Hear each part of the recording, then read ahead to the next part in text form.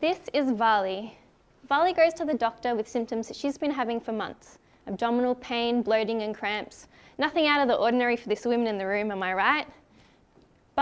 So she doesn't really expect anything's going to happen, but 24 hours later, she is laying on a surgery table with hardly any time to process the situation.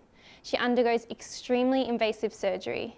She is diagnosed with ovarian cancer, and she is told that she also needs chemotherapy.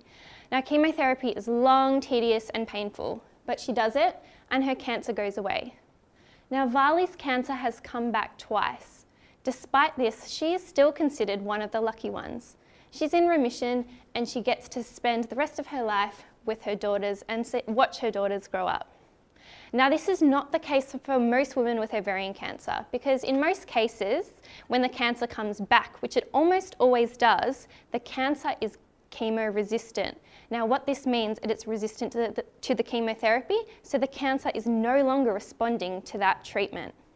So in reality, 4 out of 5 women with ovarian cancer will not survive for longer than 5 years.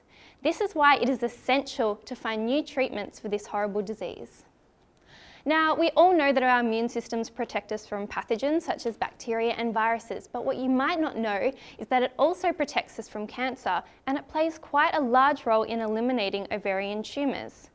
So when an ovarian cancer comes back and it is chemo-resistant, it is also immunosuppressed. What this means is that the immune system can't get to the tumour to help eliminate it. Now, how does the tumour do this? If the immune cells have to travel along a highway to get to the tumour, then the tumour can put up a roadblock, so these immune cells can't get in anymore. So my PhD focuses on clearing this roadblock with a drug called sitagliptin. Now, sitagliptin is already clinically approved, so it's easily translated into the clinic. But before I look at this in humans, I had to look at it in mice first. So how did I do this?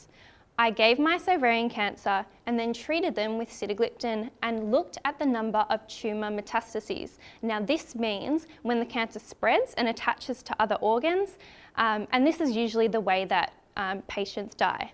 So I found that treating mice with sitagliptin actually reduces the number of tumour metastases. I also found that mice treated with sitagliptin not only had more active immune cells in their tumours, but there was actually less suppressive cells as well, and these suppressive cells are what are contributing to the roadblock. So I found that sitagliptin is actually clearing this roadblock so that the immune cells can get into the tumour and so the body has a fighting chance. Now, I am hoping that this treatment makes it to clinical trials so that more women with ovarian cancer, just like Vali, can live life to the full.